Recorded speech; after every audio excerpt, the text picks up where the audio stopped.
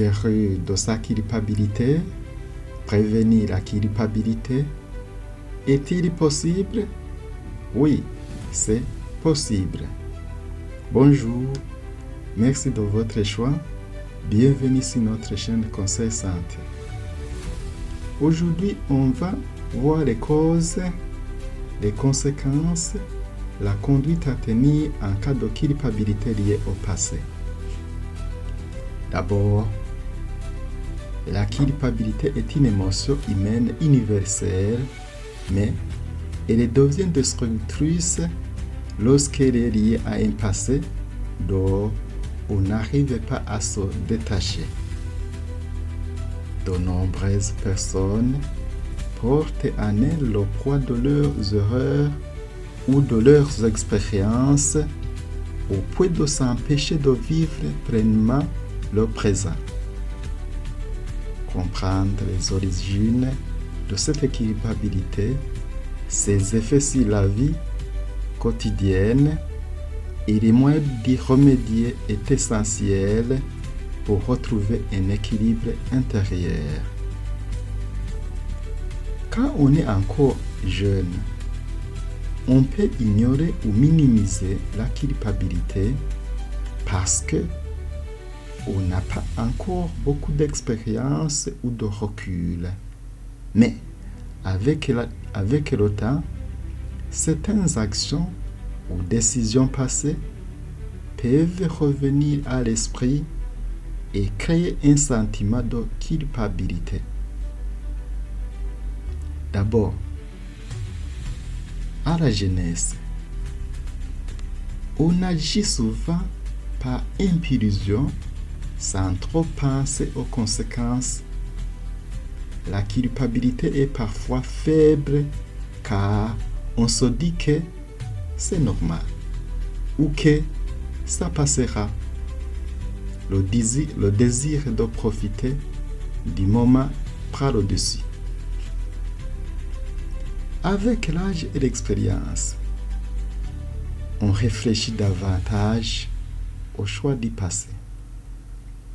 Ce qu'on a fait ou omis de faire peut sembler plus lourd car on a mesuré mieux les conséquences. La culpabilité peut apparaître tardivement, liée à la maturité et à la conscience morale qui s'affine. Mais à long terme, la culpabilité non reconnue ou non gérée peut peser sur la confiance en soi et sur les relations. Mais elle peut aussi devenir une leçon, devenir un moteur de changement si on l'accepte et qu'on apprend à se pardonner. Bref, ignorer la culpabilité quand on est encore jeune est fréquent, mais elle peut ressurgir dans l'avenir. L'important n'est pas de ne jamais ressentir de culpabilité, mais de savoir la comprendre, l'assumer et s'en libérer. La culpabilité peut d'abord naître de fautes erreurs réelles, de décisions regrettées ou de comportements ayant blessé autrui.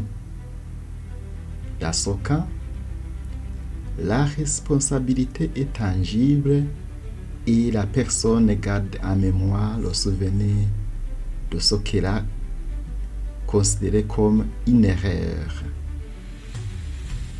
Mais parfois, ce sentiment est lié à une responsabilité imaginaire. On se reproche des événements qu'on n'a pas pu contrôler, comme un accident ou une perte imprévisible.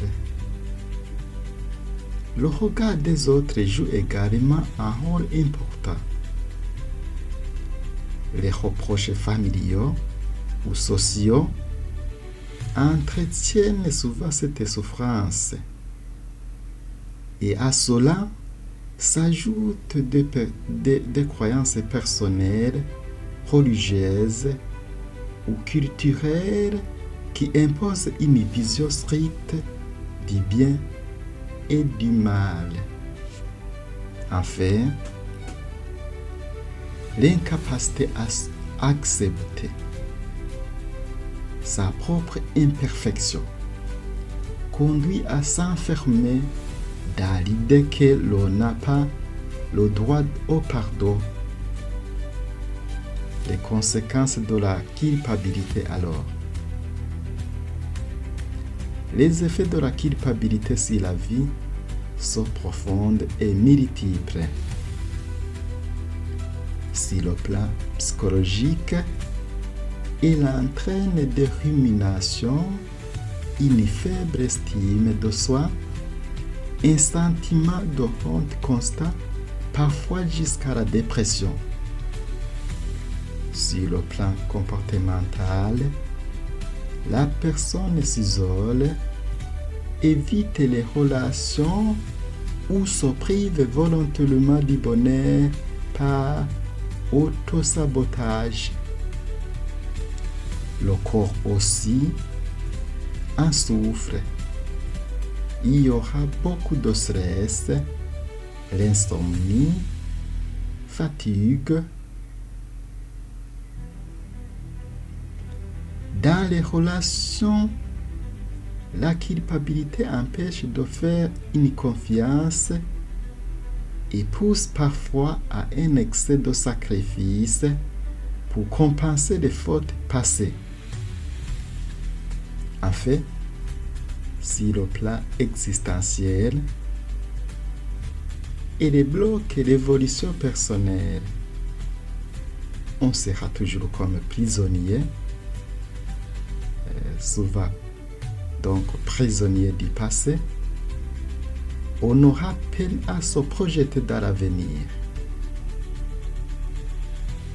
Alors, que faire pour sortir de cette impasse?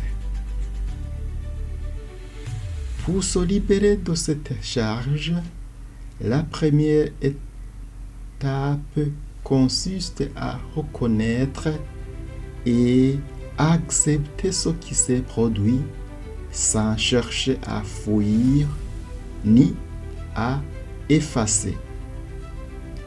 Il est également nécessaire de distinguer entre une responsabilité réelle et une culpabilité injustifiée.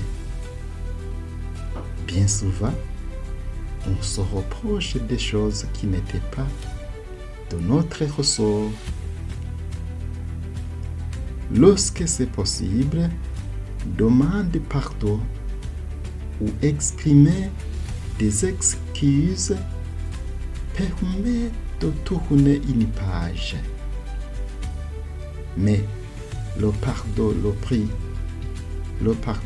plus difficile et le plus libérateur reste celui que l'on s'accorde à soi-même, c'est-à-dire, vous devrez comprendre que l'erreur fait partie de l'expérience humaine et qu'elle peut devenir un apprentissage. Pour renforcer ce processus, il faut différentes pratiques qui sont utiles.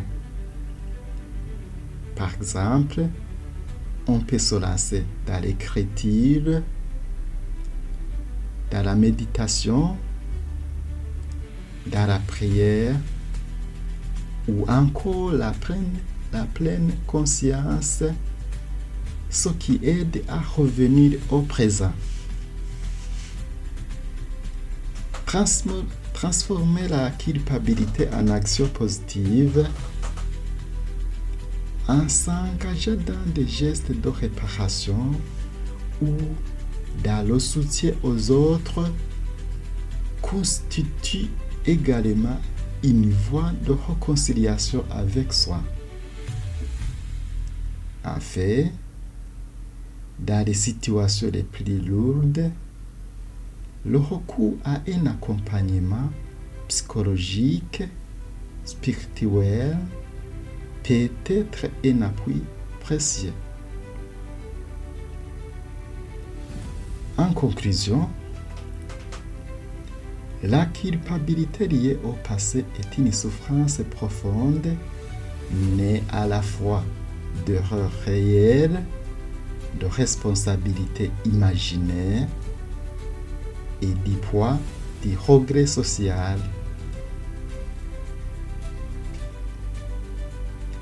Ces conséquences touchent l'esprit, le corps, les relations et la trajectoire de la vie, mais elle n'est pas une fatalité.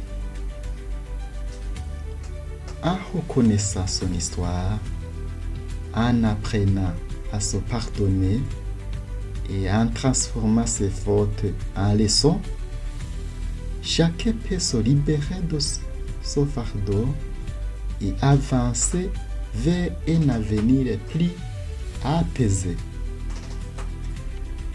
Merci. Et c'est la fin de notre vidéo. Et là, on espère que ça va vous aider dans votre vie quotidienne. À bientôt.